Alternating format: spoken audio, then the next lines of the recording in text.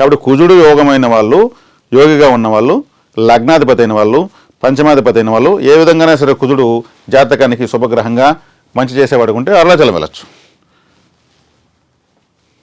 Simple. అదే అవయోగంగా ఉన్నవాళ్ళు అరుణాచలం వెళ్ళకూడదు, అంతే. మీకు అక్కడ పర్మిషన్ లేదని అర్థం. ఈ కుజుడు పోలీస్ శాఖని, రక్షణ రంగాన్ని, వైద్య రంగాన్ని, భూములను, real estate, construction, క్వారీసు, bricks, tiles, ఇట్లా సాయిల్ రిలేటెడ్ వ్యాపారాలు మొత్తం, మట్టితో బొమ్మలు చేయడము, ఇసుక వ్యాపారం చేయడము, ఇవన్నీ సూచిస్తాడు.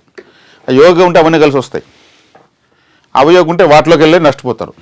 అందరికి వెళ్ళి వచ్చి నాకు నష్టపోయినటువంటి సింపుల్. జాతకంలో, జ్యోతిష్యంలో వెరీ సింపుల్ క్లూస్ దొరికిపోతాయి. కాబట్టి కుజుడు యొక్క వైబ్రేషన్స్ 100% అరుణాచలంలో ఉన్నాయి, ఉంది. చక్కగా మీరు వెళ్ళొచ్చు. జాతకాన్ని మీరు పరిశీలించుకొని చూసుకుంటే సరిపోతుంది. ఇవి నేను చెప్పేదాన్ని బట్టి మీరు సాఫ్ట్వేర్లో కొడితే, మీరు నాకేం జాతకం వేయాలనేసి రూల్ ఏం లేదు. మీరు సాఫ్ట్వేర్లో కొడితే మీకు యోగి అవయోగి వచ్చేస్తూ ఉంది. మీకు యోగి అయితే వెళ్ళొచ్చు, అవయోగి అయితే వెళ్ళకూడదు, అంతే సింపుల్. ఏ గ్రహానికైనా సరే నేను చెప్తున్న ఆలయాలకు యోగి అవయోగి చూసుకొని ఆ ఆలయాలు అవయోగాలు వదిలేసి యోగాలకు వెళ్ళాలి. ఇది కుజుడు యొక్క ధాన్యము కందిపప్పు, కందులు, ముడి కందులు ఎర్రగా ఉంటాయి అవి. అదేవిధంగా కుజుడికి అధిష్టాన దేవత, ఇప్పుడు ఆలయం చెప్పాను, అధిష్టాన దేవత సుబ్రహ్మణ్య స్వామి. సుబ్రహ్మణ్య స్వామి దేవ సైన్యాధిపతి. ఆయన యుద్ధానికి వెళ్తే రథసారథి అంగారకుడే. కాబట్టి మీరు సుబ్రహ్మణ్య స్వామి ఆరాధన చేయడం కూడా చాలా మంచిది. ఆలయానికి వెళ్తే అరుణాచలం వెళ్ళొచ్చు. అంటే ప్రదేశం, అరుణాచలం అనే ప్రదేశంలో అంగారకుడి ప్రభావం ఉంటుంది. అదేవిధంగా ప్రతి సుబ్రహ్మణ్య స్వామి ఆలయంలోనూ అంగారకుడి యొక్క అనుగ్రహం మీకు లభిస్తుంది. తరువాత బుధగ్రహం. బుధుడికి ఆలయము మదురై, తిరుచెందూర్, ఈ రెంట్లో ఎక్కడికైనా వెళ్ళచ్చు. మధుర మీనాక్షి అమ్మవారు గ్రీన్ కలర్లో ఉంటుంది. అమ్మవారి దేహం పచ్చటి శరీర ఛాయతో ఉంటుంది. అమ్మవారి యొక్క కాంతి కూడా. మధుర మీనాక్షి ఆలయము బుధగ్రహానికి వైబ్రేషన్స్ ఉన్నటువంటి ఆలయం. అదే బుధుడికి అధిష్టాన దేవత కూడా మహావిష్ణు ఆలయాలకు కూడా వెళ్ళచ్చు. సరస్వతి దేవుని కూడా సూచిస్తారు, బుధుడు విద్యాకారకుడు కాబట్టి. అదేవిధంగా మధుర మీనాక్షి ఆలయంలో బుధగ్రహ ప్రభావం ఎక్కువగా ఉంటుంది. అదే మధురైలో ఉన్నటువంటి మధురై మీనాక్షి అమ్మవారి ఆలయానికి 20 కిలోమీటర్ల దూరంలో కళ్ళలగర్ అని ఒక ఆలయం ఉంది. కళ్ళలగర్ అంటారు. అది 100% రేవతి నక్షత్రం యొక్క ప్రభావాన్ని కలిగి ఉంటుంది. రేవతి నక్షత్రం అంటే బుధుడిదే. కాబట్టి మధుర మీనాక్షి అమ్మవారానికి మీరు వెళ్ళవచ్చు. బుధుడు యోగిగా ఉన్నవాళ్ళు మహావిష్ణు ఆలయానికి వెళ్ళచ్చు, చాలా మంచిది. లేత పచ్చరంగు అంటే లైట్ గ్రీన్, బేబీ గ్రీన్ అంటారు, దాన్ని మీరు ఫేవరెట్గా తీసుకోవచ్చు. పెసలు ఈ బుధుడి యొక్క ధాన్యము. బుధవారం కలిసి వస్తుంది. బుధుడు అవయోగం ఉన్న వాళ్ళు ఆలయానికి వెళ్ళినా ప్రయోజనం లేదు. ఇప్పుడు ఎలాగైతే కలిసి వస్తుందని చెప్పానో అవయోగిగా ఉన్న వాళ్ళు వెళ్ళినా ప్రయోజనం లేదు, వెళ్ళాల్సిన అవసరం లేదు. ఇంతే సింపుల్. ఇక్కడ యోగా ఉన్న వాళ్ళకు అనుమతి ఎలా ఉంటుందో అవయోగం ఉన్న వాళ్ళకి అనుమతి లేదని అర్థం. ఎన్నో ఆలయాలు సందర్శిస్తూ వెళ్తూ ఉంటారు, అందులో తప్పేం లేదు. కాకపోతే ఖచ్చితంగా మనకు ఈ ఆలయం యోగమా అవయోగమా గ్రహ వైబ్రేషన్స్ ప్రకారం అని తెలుసుకోవాలంటే ఆ వివరణ నేను ఇస్తున్నాను. బెండకాయలు బాగా తినచ్చు.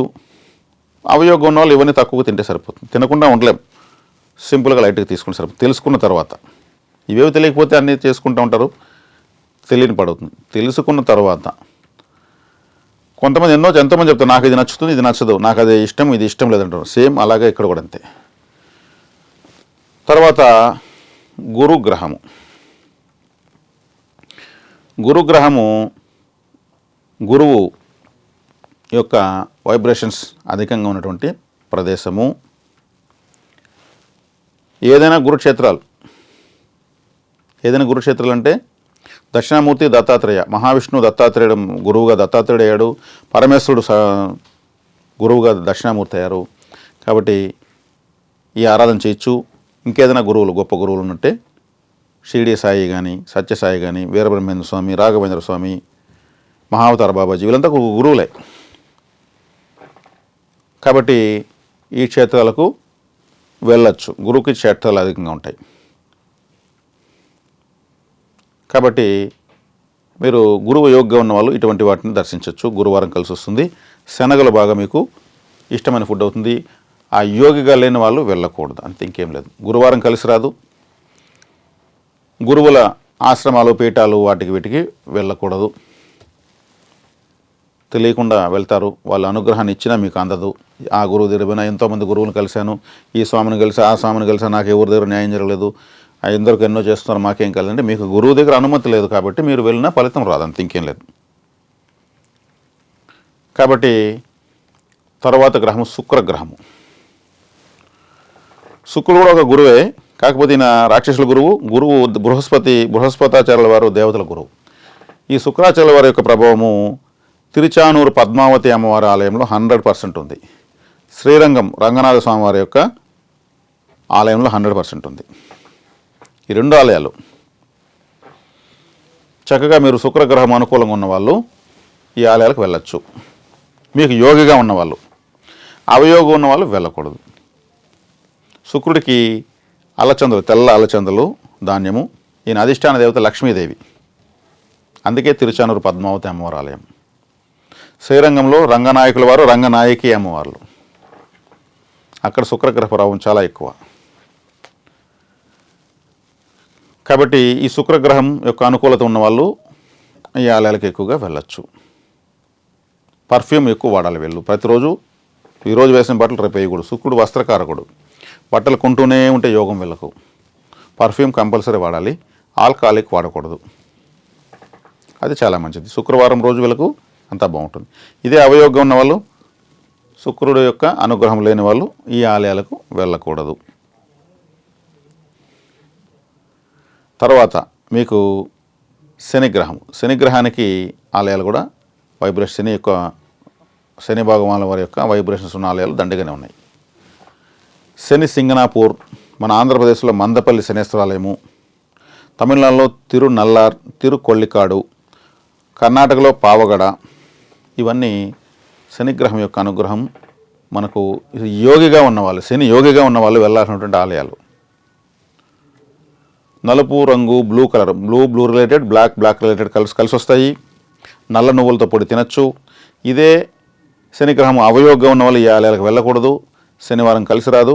నల్ల నువ్వుల పొడితో ఆహారం తీసుకోకూడదు. Blue related, black related colours కలిసి రావు. మీకు ఆలయాలు ఎక్కడ ఈ వైబ్రేషన్స్, గ్రహ వైబ్రేషన్స్ ఉన్న ఆలయాలు మెయిన్గా తెలియజేస్తున్నాను. ఈ గ్రహాల వెనుక నేను యోగి అవయోగి వివరం చెప్పాలంటే ఒక్కొక్క గ్రహం గురించి 2-3 గంటలైనా చెప్పొచ్చు, అంత ఉంటుంది వివరం. అవి తొందరలో స్టార్ట్ చేస్తాం. అవన్నీ తెలుసుకున్నారంటే మీకు ఎంతో విజ్ఞానం వస్తుంది. యోగి యొక్క వివరము, అవయోగి యొక్క వివరము. తర్వాత మీకు రాహువు కేతువు. ఈ రాహువు కేతువుకి ఆలయము శ్రీకాళహస్తి. శ్రీకాళహస్తిలో రాహుకేతుల వైబ్రేషన్స్ 100% ఉన్నాయి. చక్కగా స్వామి అమ్మవారిని దర్శించుకోవాలి. అక్కడ రాహుకేతుల యొక్క అనుగ్రహాన్ని మాకు ప్రసాదించని కోరుకుంటే చాలు, ఇంకేం అవసరం లేదు. రాహుకేతుల దోషాన్ని పోగొట్టని కోరకూడదు, వాళ్ళు దేవతలే. ఎప్పుడు దేవతలపైన మనం తెలిసినా తెలియకపోయినా వ్యతిరేకమైనటువంటి ఆలోచన, మాట చెప్పకూడదు. వాళ్ళు కూడా గొప్పవాళ్ళు, వాళ్ళు లేకపోతే జ్యోతిష్యం లేదు, కలియుగం లేదు. కలియుగం రాహుకేతులదే, మిగిలిన గ్రహాలంతా మైనస్. అది నేను ఇంకొక వీడియోలో తెలియజేస్తాను. ఎందుకంటే వాళ్ళకు బ్రహ్మదేవుడి యొక్క వరం. కలియుగంలో మీకు పూర్తి ఆధిపత్యం ఉంటుందండి. రాహు అంటే ఆశ, కేతు అంటే నిరాశ. ఆశ నిరాశల మధ్య కలియుగం ఉంటుంది. కేతు అంటే రాహు అంటే అన్నీ కావాలి, పేరాశ, నాకేది తృప్తి కలగదు. రాహు అంటే నాకేది వద్దు. ఇది చాలా పెద్ద వివరం, నేను తర్వాత చెప్తాను. ఇప్పుడు యోగి అవయోగి వివరాలు మాత్రం చెప్తున్నాను. కాబట్టి ఈ రాహుకేతుల యొక్క అనుగ్రహాన్ని ప్రసాదించమని అడగాలి. స్వామి అమ్మవారిని దర్శించుకొని మీరు అక్కడ ఏదైనా పూజలు చేయదలుచుకుంటే, సర్పదోష పూజలు ఇవన్నీ కూడా, ఆ డబ్బులు ఎంతైతే మీరు చేయాలో ఆ డబ్బులు ఆలయ ఉండిలో ఖచ్చితంగా వేయాలి. ఆలయ అభివృద్ధికి మనము పాటుపడాలి. కాబట్టి రాహుగ్రహము సోమవారం ముందు 2 దీపాలు వెలుగుతుంటాయి. అదే రాహు యొక్క పాము 4 లాగేలా. శివలింగము వాయులింగము. ఆ శివలింగంలోంచి గాలి వస్తూ ఉంటుంది. ఆ గాలికే ఈ దీపం ఆడుతూ ఉంటుంది. రాహు యొక్క అనుగ్రహాన్ని నాకు ప్రసాదించు స్వామి అని కోరుకోవాలి. అమ్మవారి దగ్గరికి వస్తే పాదాల నుంచి అమ్మవారిని దర్శించాలి. జగజ్జనని, జగన్మాత, ఆది దంపతులు వాళ్ళు. ఆది దంపతులు అనే పేరు వాళ్ళకే ఉంది. మృత్యుంజయుడు పరమేశ్వరుడు, మృత్యువును జయించినవాడు, పుట్టుక యొక్క రహస్యం తెలిసినవాడు, గిట్టుటకు అవకాశం లేనివాడు. అందుకే ఆయన మృత్యుంజయుడు. ఆయన దగ్గరికి వెళ్తున్నాం మనం. కాబట్టి అమ్మవారి పాదాలను నమస్కారం చేసుకొని, ఆమె యొక్క వడ్డానం కేతుగ్రహం, ఆమె జ్ఞాన ప్రసూనాంబిక, మోక్షకారకుడు కేతువు. అందుకే మోక్షకారకుడిని వడ్డానం కదా ఆభరణంగా ధరించింది. అమ్మ, మీరు ఆభరణంగా ధరించినటువంటి ఆ కేతుగ్రహం యొక్క అనుగ్రహాన్ని మాకు ప్రసాదించమని కోరుకోలేదు. దోషాన్ని మనం నింద చేయకూడదు. ఖచ్చితంగా రాహుకేతుల యొక్క యోగము అవయోగము మీకు ఎలా ఉన్నా అనుకూలంగా మారుతుంది. తర్వాత మీకు చివరి గ్రహము నా యొక్క ఇష్టదైవత. నేను భుజానికి ఎత్తుకుని మరీ ప్రచారం చేసుకుంటూ నా జీవితం అంతా ఆయన యొక్క ప్రచారానికే అంకితమైనటువంటి భావంతో నేను చేస్తున్నటువంటి ఆయన యొక్క బంటును, నేను ఆయన యొక్క సేవకుణ్ణి, ఆయన యొక్క ప్రచార కార్యకర్తలాగా పనిచేస్తున్నాను. ఆయనే మాందీశ్వరుడు. ఈయన ప్రేతగ్రహము. ఎంతోమంది ఎంతో ఇష్టదేవతలను ఎంతోమందిని పూజిస్తున్నారు. నాకు ఇష్టదేవత ఒక ప్రేతగ్రహము, మాందీశ్వరుడు, దశమగ్రహము, శనేశ్వరుని కుమారుడు, మహాదేవత అయిన మాందీశ్వరుడు యొక్క మహత్యము నేను ఎంతో చూసేశాను. ఎంతోమంది ఈరోజు మాందీశ్వరుని సేవిస్తున్నారు. అదే నాకు చాలా, నా జన్మ ధన్యమైంది. అక్కడికి వెళ్ళొచ్చినాక మాకు ఇది జరిగిందండి, మాకు అది జరిగిందండి, ఎన్నో శుభాలు జరుగుతున్నాయి, అక్కడ పొజిషన్ మొలుకొని ఏదో మాకు తెలియని ఆనందంగా ఉంది, ఎంతో మనకు చెరగని పనులు జరుగుతున్నాయి అంటున్నారు. మాందీశ్వరుడు అంటే ఆయన అసామాన్యమైనటువంటి దేవత. ఆయన ఈ మాందీశ్వరుడికి ఆలయము ఎక్కడుంది అంటే, మాంది యోగి అవయోగి అంటే ఆయన దుస్సంఘటనలను, దుర్మరణాలను, తడబాట్లను, తాకడలను, ఆటంకాలను కలిగించే గ్రహం. ఎలా కలిగిస్తాడంటే, మాంది అంటే ఒక ప్రేత గ్రహం, ఒక డెడ్ బాడీ, ఒక ఆత్మ, ఒక ప్రేతము స్ట్రైట్గా. ఇప్పుడు మాందేశ్వరుడు జాతకంలో ఎక్కడో చోట ప్రతి ఒక్కరికి ఉంటాడు. ఎక్కడ ఉన్నా ఆయన తన ఉన్న స్థానము, తన ఈ పక్క స్థానము, ఈ పక్క స్థానము, ఈ మూడింటిని కలుషితమైపోతాయి. దానికి ఎగ్జాంపుల్ కాదు, వాస్తవమే చెప్తాను. ఇప్పుడు మీకు మీ పక్కింట్లో మీకు ఎవరో చనిపోయారు, వాళ్ళ ఇంట్లో ఒక మరణం జరుగుతుంది, లేదా ఒక ఇంట్లో మరణం జరుగుతుంది. ఆ పక్కింట్లో వాళ్ళు, ఈ పక్కింట్లో వాళ్ళు ప్రశాంతంగా ఉంటారా? బంధువులు కూడా రానిరు. మా పక్కింట్లో చావండి, ఈరోజు రావద్దండి, వాళ్ళ శవ కార్యక్రమాన్ని పూర్తి చేసినాక మేము ఇల్లు కడుక్కుంటాము, కడుక్కున్న తర్వాత దీపం పెడతాము, అప్పటి వరకు మేము దీపం పెట్టము అని చెప్తారు. అంటే ఒక ఇంట్లో శవం ఉంటే ఆ రెండు పక్కింట్లు కూడా అదే ప్రేత తాకడికి గురైపోతాయి. వాళ్ళకు కూడా శోకం ఉంటుంది.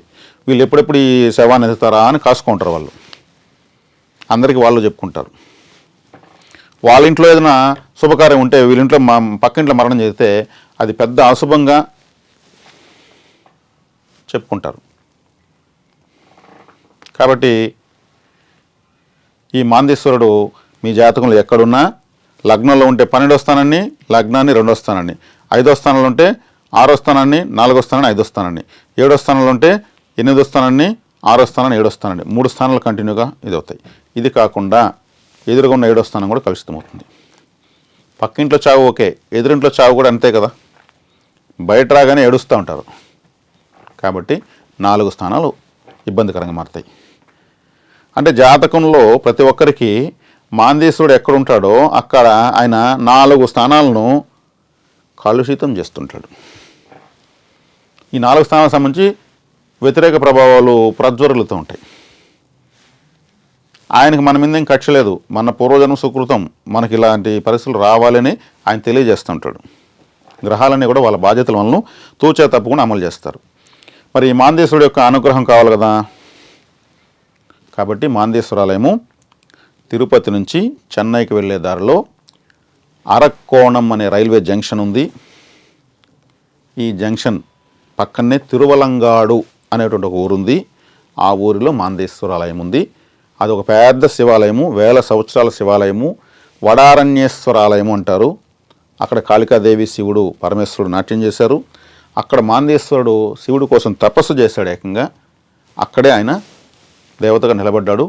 ఆ వడారణ్యేశ్వరుని దర్శించుకొని, కాళికాదేవిని దర్శించుకొని ఆలయంలోకి వెళ్ళి ప్రతి ఉపదేవతలందరూ దర్శించుకొని మాందేశ్వరుడికి ప్రతి శనివారము మాందేశ్వర దోష నివృత్తి పూజ అనేది ఒకటి జరుగుతుంది. 1600 రూపాయల టికెట్టు తీసుకొని మీరు మీ జాతకంలో మాందేశ్వరుడు ఏ నక్షత్రంలో ఉన్నాడో ఆ నక్షత్రం శనివారం వచ్చినప్పుడు వెళ్తే 100% కనెక్టివిటీ. ఇది మాందేశ్వర వైబ్రేషన్ ఉన్నటువంటి ప్రాచీన ఆలయము. ఇంకా కూడా తిరునరైయూర్ అనేటువంటి తమిళనాడులో ఇంకొక ఊరు ఉంది, ఇంకో చోట కూడా ఉంది, కానీ మీకు అవి చాలా దూరం. కుంభకోణం దగ్గర, తిరునెల్వేలి దగ్గర కూడా ఆలయాలు ఉన్నాయి. మరి ఉన్నాయి కదా అనేసి ఎక్కడికో పోవాలంటే కాని పని. ఇప్పుడు శనిసింగనాపూర్లో శనేశ్వరుడికి ఆలయం ఉంది, మనకు మందపల్లిలో శనేశ్వరుడు ఉన్నారు, తమిళనాడులో ఉన్నారు, ఇంకా దగ్గరలో ఉన్న చోటకి వెళ్ళాలి. అట్లా అదేవిధంగా మన ఆంధ్రప్రదేశ్లో విజయవాడ పక్కన మంగళగిరిలో నరసింహస్వామి యొక్క క్షేత్రం ఉన్నటువంటి మంగళగిరిలో మాందేశ్వర ఆలయాన్ని ప్రతిష్ఠించడం జరిగింది. శ్మశానంలో, ఆయన ప్రేతగ్రహం కాబట్టి శ్మశానంలో ప్రతిష్ఠించడం జరిగింది. చాలా చక్కగా ఎంతోమంది, ఇప్పటికే వేలకు మంది అక్కడికి వెళ్ళారు. వెళ్ళి స్వామివారికి అనుగ్రహాన్ని పొంది చక్కగా ఆటోమేటిక్గా వెళ్ళిపోతున్నారు. ఎక్కడో తమిళనాడు మేము వెళ్ళలేమంటున్నారు. కాబట్టి మంగళగిరి మాందేశ్వర ఆలయము మొట్టమొదటి, 2 తెలుగు రాష్ట్రాల మొట్టమొదటి ఆలయం. అదేవిధంగా తెలంగాణలో యాదగిరిగుట్ట దగ్గర సైదాపురం అనేటువంటి ఊరిలో బోధానంద ఆశ్రమం అని ఒక ఆశ్రమం ఉంది. ఆ ఆశ్రమంలో కూడా కాలభైరవ క్షేత్రం ఇది, గోశాల అంతా ఉన్నాయి. అక్కడ మాందేశ్వర విగ్రహం ప్రతిష్ఠించడం జరిగింది. అక్కడికి వెళ్ళచ్చు. అక్కడ పూజలు బాగా చేస్తున్నారు. మంగళగిరిలో స్వయంగా మీరే వచ్చి పూజ చేసుకోవచ్చు. తిరువలంగాడికి వెళ్తే శనివారం రోజు, మీ నక్షత్రంతో కూడిన శనివారం ఉన్న రోజు వెళితే మీకు వాళ్ళు పూజ చేస్తారు. అదేవిధంగా మీరు ఇప్పుడు నేను చెప్పినటువంటి ఈ 10 గ్రహాల యొక్క ఆలయాలు, వాటి యొక్క వివరాలు, మీకు యోగి ఆలయము, అవయోగ ఆలయము, ఏదైతే యోగి ఉందో దానికి ఎక్కువగా వెళ్ళాలి, ఏదైతే అవయోగ్రహమో దానికి వెళ్ళకూడదు అనేటి వివరాన్ని మీకు చక్కగా తెలియజేసిన అనేసి అనుకుంటున్నాను. అందరూ కూడా ఈ వీడియోని చక్కగా చూసి మీరు కూడా బాగా తెలుసుకొని మీ జాతకంలో యోగి అవయోగులు తెలుసుకొని మీరు వెళ్తారని ఆశిస్తున్నాను. రావు శాస్త్రం అనేటువంటి యూట్యూబ్ ఛానల్ని మీరు ఎంత ఆదరిస్తే, ఎంత ఆశీర్వదిస్తే ఇటువంటి విజ్ఞానాన్ని నాకు తెలిసినంత వరకు నా శక్తికి మించి కూడా నేను తెలుసుకొని ఉన్నటువంటి జ్యోతిష్యంలో ఉన్నటువంటి వాస్తవాలు మీకు అపారమైనటువంటి వీడియోల ద్వారా నేను తెలియజేస్తానని కోరుకుంటున్నాను. శుభం.